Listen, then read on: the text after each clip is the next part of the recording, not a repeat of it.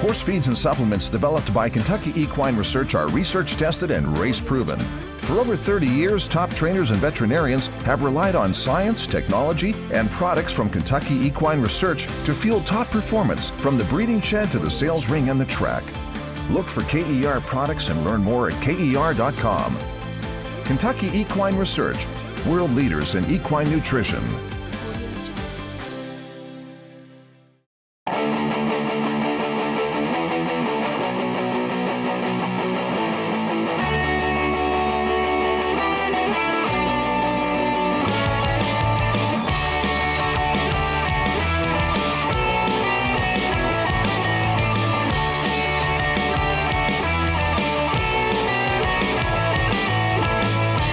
Hi everybody and welcome to Out of the Gate, Daily Racing Form's weekend handicapping preview program. I'm your host Stan Illman. Thanks so much for watching. Here's what's coming up in this week's edition of Out of the Gate. Stakes previews from DRF.com. Mike Beer and I will take a look at 3 major turf races across North America. Of course, it's Woodbine Miles Saturday at Woodbine. There'll be the Pattison Canadian International and the Jockey Club Derby. Really nice race for 3-year-olds at Belmont Park. Nicole Russo's Pedigree Pick segment is presented by Kentucky Equine Research. We're all in line. Let's break Out of the Gate. Hi, everybody. Dan Ullman, Mike Beer, the DRF race of the day for Saturday, September the 18th. It's a good one. It's the Grade 1 Woodbine Mile. Let's take a look at this field. Race number 10 at Woodbine on Saturday. 3 graded stakes races, 2 grade 1s on the turf, including the Woodbine Mile. And you can download free past performances for the mile on the Race of the Day event page at DRF.com. Access them, handicap along with us. The 7 Raging Bull is your morning line favorite at 2-1. Raging Bull has done some good things this year for Chad Brown. In a field like this, however, Mike, I get the feeling that I'm not sure how low I want to go with Raging Bull. He can be had. I would get that feeling every time he runs. He's not the kind of horse that you want to be taking short prices on. That's for sure. Obviously, his good race makes him really tough in here, Dan. It seems like in a lot of ways it's usually about trip for him. That being said, I thought his trip was fine in the 4-star Dave last time, and he was terrible. Let's take a look at the Timeform US pace projector because there's pace in here. Town Cruise from the inside has got to go. And to me, the key to this race is whether the number 6, the mare, Change of Control, who's stretching out, is at least going to put a little bit of heat on him. I'm not sure if she will. She's tactical enough. I think Raging Bull will be content to sit off of the lead. Town Cruise might get loose. The question is he good enough? Yeah, that would be my question too. I don't know. I assume he's going to be on the early lead in here. That's been his running style. It's been, obviously somewhat effective for him. I guess you just have to go back to his last race, Dan, and decide what you think of it. Was that pace too fast? I don't know. When I watched the race, I didn't think it was too fast. He was absolutely loose in there. He got tired late, and he was really no match. He lasted for second, if you want to give him a little bit of credit. I thought he was no match. Well, let's see what our friends at home have to say, because Olympic Runner was in that race. That was the Grade 2 King Edward. It was Town Cruise's first stakes race. We turn into the stretch, and Olympic Runner is chasing Town Cruise. Town Cruise on the lead, Olympic Runner in the pink. March to the Arch, Olympic Runner's uncoupled stablemate, is in the red cap in behind. Town Cruise seems to be in control. Olympic Runner's just a nice, honest horse, though. He'll eventually grind down Town Cruise. And March to the Arch, well, I didn't think he would win with a perfect trip. Maybe if he doesn't get in tight in between, he grabs second. Yeah, and he also didn't break very well in this race, March to the Arch, so that probably cost him. Olympic Runner, he ran fine in here, Dan. He got a really good trip. It sort of felt like he took advantage that day. When you go to his race 2 back, when Avi's Flatter beat him, he did not get a great trip, and it probably cost him. He rebounded last time. He was a really nice price, and he got the job done. He can win this race too. I'll wait and see what kind of price he goes off at. He's 10-1 on the morning line, which is really fair. I have a feeling he might get bet a little bit off of that race.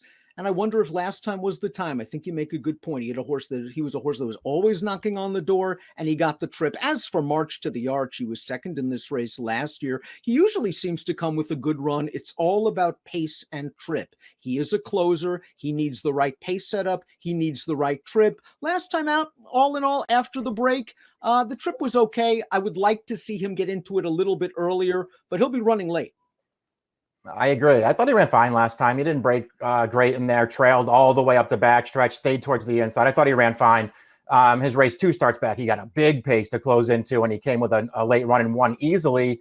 The thing that I like most about him, Dan, is, and I always like this horse. I'm a big fan of his. I just like that in this race, you probably are going to get a price on it. He's been favored in all 3 of his starts so far this year. He's not going to be favored in here today, and he can win this race on his best day. Ride a Comet, the number 4, is 2 for 2 on the E.P. Taylor turf course, and Mark Cassie's done a very good job with this horse. Just keep in mind that he was off for about 2 years, and he's come back pretty much as good as new. He was second to Raging Bull in the Maker's Mile, 3 back. I thought it was a good effort. He was third to Set Piece, who's in here in the Wise Dan last time out. I thought that was a good effort. This is a very underrated closer. Yeah, I think he's a little underrated too. I don't love the fact that I guess you could say he's kind of a closer, and there are other very good closers in this race. But I think he'll get the jump on most of those horses. I think he's a little bit more tactical than a horse like Set Piece, and obviously that didn't help him last time. But he was also wide last time, while Set Piece made an inside run to get the job done there. I don't know, Dan. I just think this horse is good. I think he's still underrated. I think he could be a fair price in here. Set Piece has emerged as one of the better middle distance horses in North America. He won the Wise Dan 2 starts back. Then he ran on the 4-star Dave. But as Mike mentioned, he doesn't have speed. And when you don't have speed, you got 2 options racing from the back of the pack. You either try to go through horses, or you do what Set Piece did in the 4-star Dave. We turn into the stretch, and he swings about 7 wide, turning for home. And he's going to come with a really good, strong late run. But the nice mare got Stormy, just had the tactical edge, the jump, and that tactical advantage was too much. But a good effort again for Set Piece, who will be charging in the stretch. Yeah, he ran pretty well in this race. So you see everybody's kind of closing at Got Stormy here, and he's the one who prevails for second. That was Raging Bull to the green silks towards his inside, just not kicking on at all. I don't know. I thought he ran well in there, Dan. I liked his wins, both 2 and 3 back. I think he's obviously a major player in here. You know, would I want to be betting him as the favorite or one of the favorites? I don't know, probably not, but I recognize him as, in some ways, the horse to beat in here.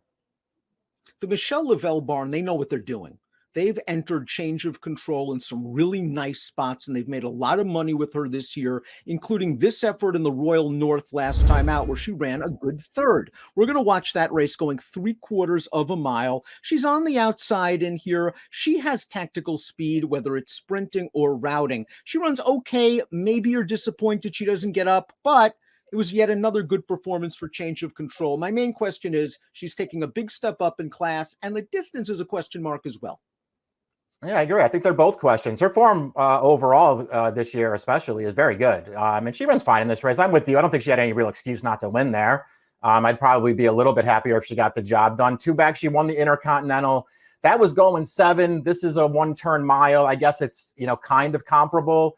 At the same time, in the Intercontinental, she beat Piedi Bianchi and Madeline Must. So this is a significant step up in class.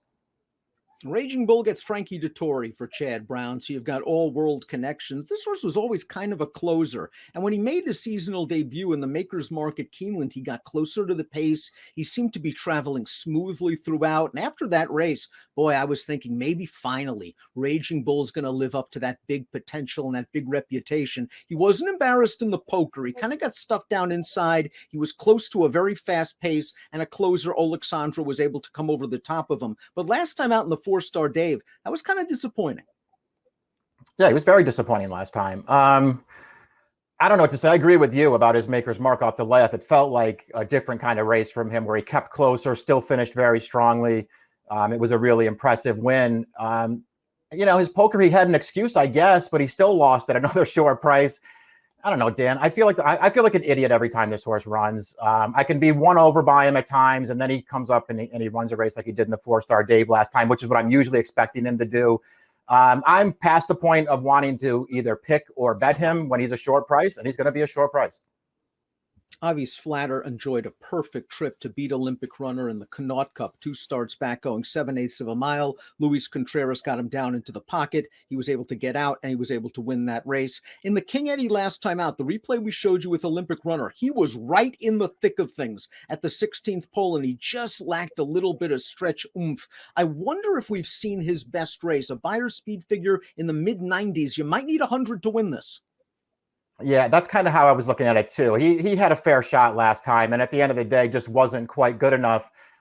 He was good enough 2 starts back when he beat Olympic Runner. But again, Olympic Runner did not have a great trip in that race, and this horse did. European invaders have done very well in the Woodbine Mile. The 9 Duke of Hazzard comes to the States for the first time. This horse is a Group 2 winner in England. His last win was a Group 2 in England. That last win was over 2 years ago. He might be in tough. Yeah, I mean, that's how I'm looking at him. I don't know, Dan. I'm willing to give him a lot of respect in here. I don't think he's meeting a bunch of killers. It's a good field, but it's not a great field. But this is a horse who hasn't won. He won his last 3 starts as a 3-year-old, and he hasn't won since then. And there's a bunch of second and thirds in there, so it feels like he's maybe retained his form. But I would have to get a pretty big price if I was going to bet him. The Space Traveler completes the field. We've seen him in North America. He was beaten 5 lengths in the 2019 Breeders' Cup Mile, transferred to Brendan Walsh for his most recent start. He had no chance in the Mr. D the way that race was run. Just a crawl up front with 2 Emmys backing down 3/4 to 16 and change. All in all, Space Traveler ran a sneaky good race. I think he has a shot to at least spice up the exotics at a price. Yeah, I don't disagree. He never was going to win that race the way that it shook out in front of him, sitting last on the rail. And he also, I feel like you could give him some extra credit for even making up some ground, going 1.25 miles, which felt like a big question mark for him going in. It feels like this mile distance is a lot better for him.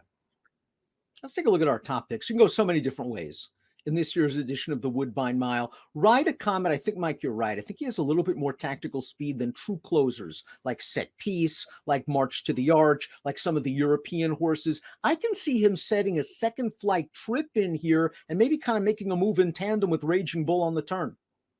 Yeah, he's going to need to get the right trip in this race, Dan, because I feel like he probably does need to catch a break if he's going to be, assuming everybody shows up and runs their best race. He's probably going to need a little bit of a break to win here, but I think he's pretty capable, and I think the trip could go, if it goes in his direction, I think he can pull off what would be a mild upset here. To me, this is a spread race. March to the Arch was the beaten favorite last time out. I think he had enough excuses to make me think he's still in good form. He's going to get a solid pace. He's going to give an honest run at the end, and the price might actually be playable this time around. Mike's going 4.537. I'm going 3.275. It's the Grade 1 Woodbine Mile, one of 3 graded stakes races in Toronto on Saturday. Good luck. Hey everyone, thanks for joining us again this week for more pedigree analysis presented by our friends at Kentucky Equine Research. I'm reporting to you from the grounds of the Keeneland September yearling sale, where several of last year's graduates are in on Saturday, as the Iroquois at Churchill Downs provides not only an automatic berth into the Breeders' Cup Juvenile, but the first Kentucky Derby qualifying points toward the 2022 edition. We're going 1 1/16 miles under the Twin Spires. Most of the horses in this race going 2 turns for the first time. Trainer Steve Asmussen has 2 in here in Stellar Tap and Guntown. Now, Stellar Tap was a memorable debut winner for Asmussen on August 7th at Saratoga, with his victory making Asmussen the all-time winningest trainer in North America. The colt won by 5 1/4 lengths, going 7 furlongs, ran quickly to earn a 78 Beyer speed figure, tied for the best number in this field. Can he go a bit longer than those 7 furlongs? I certainly say yes. He's by Tappet, sire of 4 winners of the Belmont Stakes and other notable Grade 1 winners routing. Stellar Tap is out of a mare by another classic sire in Medaglia d'Oro, and she is a half to Grade 1 winner Nereid and Grade 1 place to Sea Queen. Now, both of those mares did their best work on the turf, but they did it at longer distances, so certainly some stamina on both sides of Stellar Tap's pedigree. Now, Guntown ran a good third in his debut, going 7 furlongs at Ellis after he was bumped hard at the start. He then stretched out to 1 mile for his debut win, and I think the farther the better for this colt. He's from the first crop of Horse of the Year Gunrunner. Gunrunner, of course, off to a smashing start with a pair of Grade 1 winners and a pair of Grade 2 winners already to his credit. So they're winning early, they're winning at sprint distances, but of course Gunrunner was better the more experience he had and the longer that he went, so I certainly expect to see more from his progeny. And Guntown, another one who has the stamina on the bottom half of his pedigree as well. He's a half brother to Eclipse Award champion Untappable, winner of the Kentucky Kentucky Oaks and Breeders' Cup Distaff and other major events around 2 turns. He's also a half to Patio Prado, another Grade 1 winner on turf who was actually classic placed in the Kentucky Derby. Well, no turf racing this September meet at Churchill Downs as the renovation of the turf course continues, but there's plenty of turf action around the country this weekend. Let's get you back to the team for their preview of the Canadian International. Taking a look at the Grade 1 Canadian International, one of 3 graded stakes races on Woodbine Mile Saturday at Woodbine. Here's the field. This race kicks off a $250,000 guaranteed pool in the 20-cent pick 4. Walton Street, the number 2, 8-5 on the morning line. It's Frankie Dettori, it's Godolphin. Charlie Appleby has been liver than live, sending in horses from Europe to North America this year. He has. This horse has the connections. He certainly has the class lines, Dan. I know a lot of his running earlier this year was at his home base over in Dubai, but he kept some good company over there and ran well.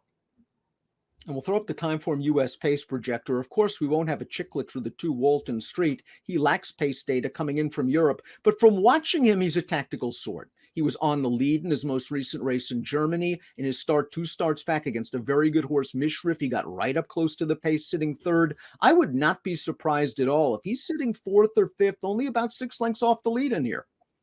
I agree with you. I think he's going to be up close in this race. That has been his running style overseas.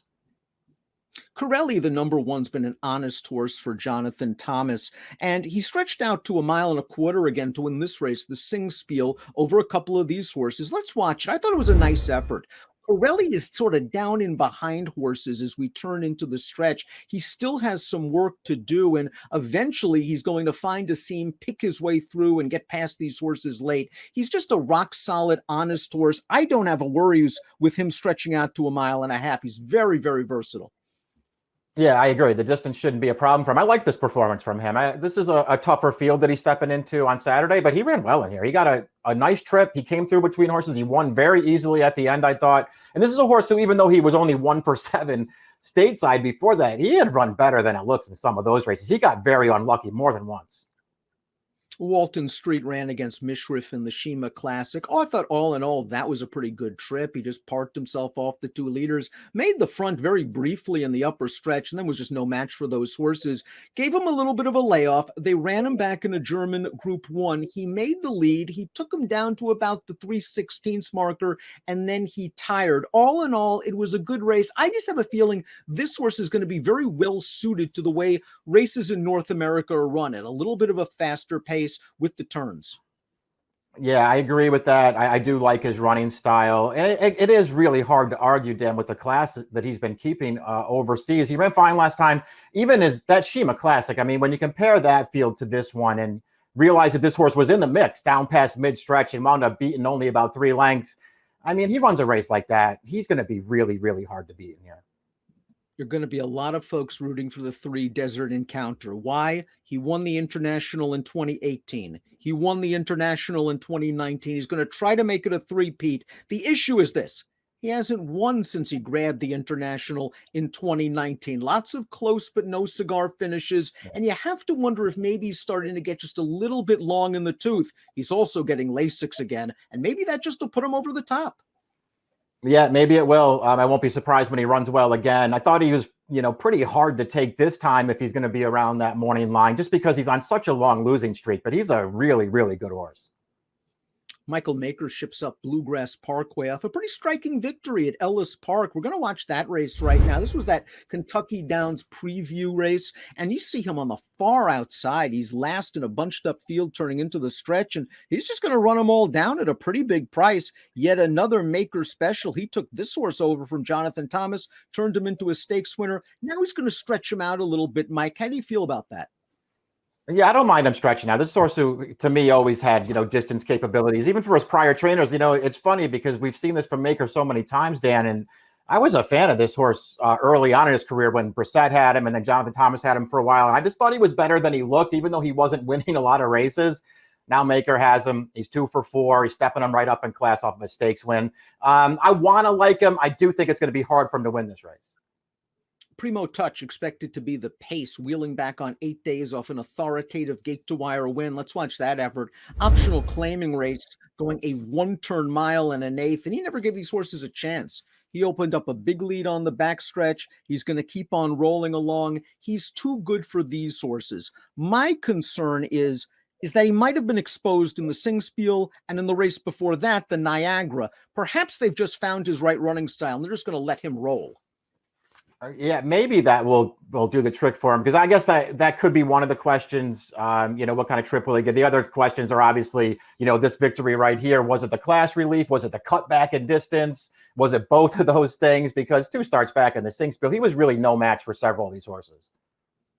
Fantasioso, a true distance specialist. We'll watch his last race at Saratoga. This is the John's Call, going 13 furlongs. When see Fantasioso sort of over in behind horses in the stretch here, he's going to come with an even rally to finish third, and that's kind of what we've seen with his stretch kicks. Even in that Belmont Gold Cup, I thought for a brief second he was going to run by these horses, and he didn't do it. And right here, I thought he had a chance, and he kind of flattens out just a little bit. I think he is a little better than he looks on paper. He just seems to catch tough spots. Perhaps Rosario gets him over the top. Yeah, maybe. I think we look at him the same way. I feel like when you watch his races earlier on this year, especially where he didn't quite win, it also felt like he didn't quite get the best trip or the as good a trip as he could have gotten in some of those races. So I do think he's a contender in here, Dan. I don't love his last race because I do feel like he could have been closer at the end. There was a pretty good pace going on in there for a 1 5/8 race, and I don't know, maybe he just didn't want to come through on the inside. I don't know. I'm getting tired of making excuses for him, but I would like to use him at a price. Perhaps Belichick is flying a little bit under the radar, considering that he was second in the Queen's Plate last year. He won the 3rd Jewel of the Canadian Triple Crown, the Breeders' Stakes, over course and distance. He's run well this year. 3rd in the Singspiel behind Corelli in the race that we saw. And maybe his best advantage is his tactical speed. I can see him sitting off of Primo Touch. If Primo Touch isn't good enough, maybe Belichick's in control of this turning into the stretch. I mean, that's definitely possible. It does feel like Walton Street's going to be sitting up close too. The only, quarrel I'll have with the scenario you just laid out, Dan, is that's the trip that he got last time in the Singspiel. He sat right up on the pace with a, 25-1 shot, took over on the turn, had a clear lead in the stretch. And at the end of the day, he just wasn't close to good enough to win. Now he's got to go longer against what is probably a better field. I think he's a contender. I would want a pretty big price if I was going to use him. English Conqueror, the number 8, is an honest horse. He seems to show up every time. Distance isn't an issue for him. He's also eligible for a non-winners of 2 life. Belichick's handled him a couple of times. He actually finished ahead of Belichick in the Singspiel. He just couldn't beat Corelli. Yeah, he ran pretty well in that race. Him and Corelli were sort of getting the same trip at the back of the pack in there, but this horse had to go around wide to the stretch. Corelli got through on the inside. I thought this horse ran pretty well to be second, and it felt like he took a step forward. Top pick time for the Grade 1 Canadian International, kicking off that guaranteed 20-cent pick 4. Corelli, you've always been a fan. I've always liked him as well. He's had his share of trouble. Maybe he's found himself now as a longer distance horse. I really like the way he grinded it out last time. Yeah, that's what I'm hoping. I do like his last race. I think he's a pretty nice fit in here. Walton Street, to me, feels like the horse to beat. I'm not way against him, Dan. But, what I like most about Walton Street is just the class that he's been keeping. When I watch his races, I don't necessarily love him. Yeah, Walton Street's not really a top Euro. I mean, I think that you look at the Dubai horses in the Carnival, and they're okay. They're probably Group 3, Group 2 types. I just think the way he runs, his tactical speed gives him an advantage where he might be sitting with Belichick, ready to take over, turning to the stretch, and saying, catch me if you can. He does get the class relief Mike mentions. I don't like the depressed odds. 2, 3, 4, 5 for me, 1, 2, 3, 6 for Mike. Pattison, Canadian International. It's a Grade 1 at Woodbine on Saturday. Good luck. Race number 10 at Belmont Park on Saturday has $1 million purse. Let's throw up the field for the Jockey Club Derby. 3-year-olds going 1.5 miles on the Widener turf. We have 8 entered for this $1 million race. Yabir is the 2-1 morning line favorite. Why not? Everything Charlie Appleby seems to send to North America this year for Godolphin, they seem to run like their hair's on fire. Yeah, he's definitely finding the right horses to bring over. I think he might have found another one of those here, Dan. I mean, his recent form is good. At the end of the day, when you start, taking this field apart, it's at least in my opinion, it's just not that strong a field. Let's throw up the Timeform US pace projector for this race. I wouldn't expect there to be a ton of pace in here. And when I see Bolshoi Ballet on the lead, I'm thinking there may not be a fast pace. Now, I know Bolshoi Ballet was close to the pace last time, and a solid pace it was at that in the Saratoga Derby. I wonder if that's going to be the plan for Aidan O'Brien. I wonder if they like him better when he has a target or two and he can unleash kind of a mid-race or 3 furlong burst, because he has that kind of burst of speed. Yeah, I don't know what they're going to do with him here. I was personally surprised that he went forward in the Saratoga Derby last time. And all in all, I guess it didn't work out for them. So maybe they'll try to take him back again this time. I guess if they do that, the question becomes, who is going to be up there on the lead? Because this is another race that doesn't have a ton of pace. I guess the one, Tango, Tango, Tango. That's who I'm going to guess is going to make the front, even with the blinkers off. Tango, Tango, Tango. Very lightly raced for Jack Sisterson, close to a moderate pace last time out in the Bruce D at Arlington. He ran okay. It seems like he is improving. He's going to have to improve a little bit more. He's taken a big step up. I agree. He looks like a few other horses in this field that, maybe they're lightly raced enough that they could take a step forward here and sort of make an impact in a very rich race. Again, they're not meeting, the toughest horses in the world. This horse, to me, is just fine. I mean, when I watched that Bruce D back, I certainly didn't want to bet him back in a tougher race. I mean, he got a great trip in there, sitting on a slow pace, had the lead in the stretch, wasn't good enough.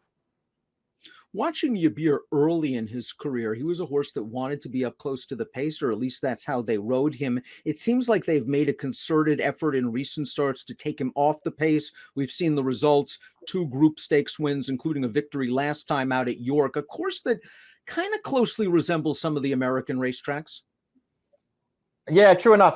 He ran well last time, saved all the ground, sitting back off the pace, needed some room there in the stretch. He got it. He had a really good finish to win that race pretty easily. I thought his win 3 back was, sort of similar. They just sort of let him sit and they wait and wait and wait. And that pack tightened up a little bit, but he got a nice split down towards the inside. He was much the best in there too. He stays, Dan. He ships over here. He does not meet a strong field. I think if he gets any kind of a trip in here, he's going to be very tough. Number 3 is Tokyo Gold, winner of the Italian Derby 2 starts back. This horse has run once in North America, good second in the Belmont Derby. Mike, he was kind of taken back off a very slow pace that day. He closed well, just didn't have Bolshoi Ballet's acceleration. I think he's going to appreciate stretching out even more in distance. I'd love to see him get a little bit closer to the pace. I don't know if he has it in him. I don't know if he does either. We'll see what kind of trip he can pull in here. I thought he ran okay in the Belmont Derby, Dan. I really liked the ride that Johnny V gave him that day, because they did take him back off the pace early, but he just put this horse right behind Bolshoi Ballet and basically followed that horse around the track, took him clear in the stretch. He didn't have Bolshoi Ballet's kick in there, but he was staying on to the end. Maybe more distance works for him. I know it was only an Italian Group 2 starts back, but he was pretty impressive winning that race. Last on the rail trips rarely work out in big, bulky turf fields, but it almost did for Soldier Rising in the Saratoga Derby. Let's watch that race right now. Soldier Rising didn't break well from the rail like many European imports. You see him in the yellow silks. He's last on the inside, and it appears that Arad Ortiz is just going to have nowhere to go. And Arad spies the open inside corridor, and here he comes, and it's clear sailing. Soldier Rising's got a big look at this, and Mike Beer's best bet of the day at 21 to 1's too much horse for him late. I thought this horse actually ran well in here. He really did get some kind of trip and ride from Irad Ortiz, though. I mean, everything really worked out for this horse. They rated him back at the start. Maybe they won't rate him this time, Dan, because he did have more tactical speed over in France, and maybe they'll go forward this time and just try to keep him a little closer. Barclay Tagg is a very talented New York bred up next. That's the 5-step dancer who's going to get a major class test, but just watch the way he polished off this field at Saratoga. Field to New York breds granted. Watch him close. He's going to get to the outside. He's in sort of the brownish silks with the white sleeves. And once he gets clear air and changes leads right there, check out this explosive finish. He's flying home. Yeah, this is a really strong kick in this race. It's only against New York breds, but I don't think that matters. This is a horse who, as a 2-year-old, was, grade 2 placed, a stakes winner versus Open Company. Personally, I was never a big fan of this horse as a 2-year-old or when he came back off the layoff earlier this year, but I feel like there's a real chance that he's starting to improve by a lot. His race 2 starts back was really good. They cut him back in distance. He had to alter course. He finished just like that. The race we just saw, Dan, it was just too late. he was really impressive last time. I don't know if he wants to stretch out this far, but he's in good form.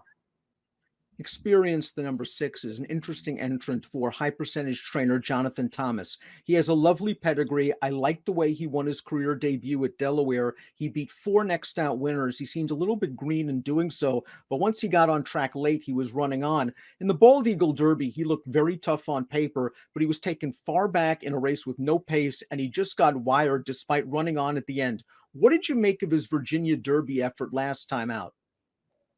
I didn't love it, but I also don't know that I feel like he got the right trip in that race. And maybe it wasn't going to matter, but he was just wide every step of the way in there, widest of all around the second turn, as the winner, Wooten Asset, who was a horse who had finished behind him in his prior start, or had finished, just behind him in his prior start, saved all the ground, got the in-out run, and won the race. I didn't like the trip this horse got last time. He's another one who's so lightly raced that you could project improvement for him, and he will have to improve. The number 7 Slick Back finished ahead of Experience last time out in the Virginia Derby. It appears this horse is slowly taking steps forward for trainer Brad Cox. He'll need to show continued improvement. I wouldn't be surprised if it's there. Yeah, I wouldn't either. He's one of those horses, that's light on experience, that has some potential. I thought his win in his turf debut 2 back was only okay. I mean, it was just sort of more game than anything else. He ran fine last time. He wasn't as good as the winner in there, but he was racing on to the end. Bolshoi Ballet really impressed us when he won that Derriston Stud Derby trial back in May. Just made this nice burst with 3 furlongs to go to completely take command of that field and put it to bed. Wasn't there for him in the Epsom Derby. Had some problems, caught soft ground. The Belmont Derby, he was just too much kicking on in the lane. And maybe he was just too close to the fast pace last time out. And this race will be run at a more leisurely clip, and it'll help his acceleration.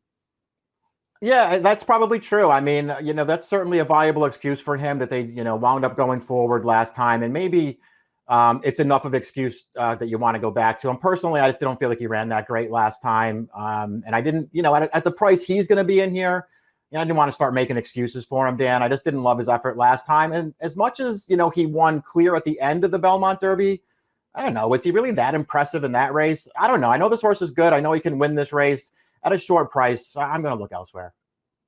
Top pick time for the Jockey Club Derby. Same exacta for us, different order. You're going with Yabir, the European entrant. For Godolphin, he should be running hard in the stretch. Yeah, again, I just feel like maybe they've shipped him over and found the right spot, Dan. He's in good form. Distance is no problem for him, and I just don't think he meets a tough field.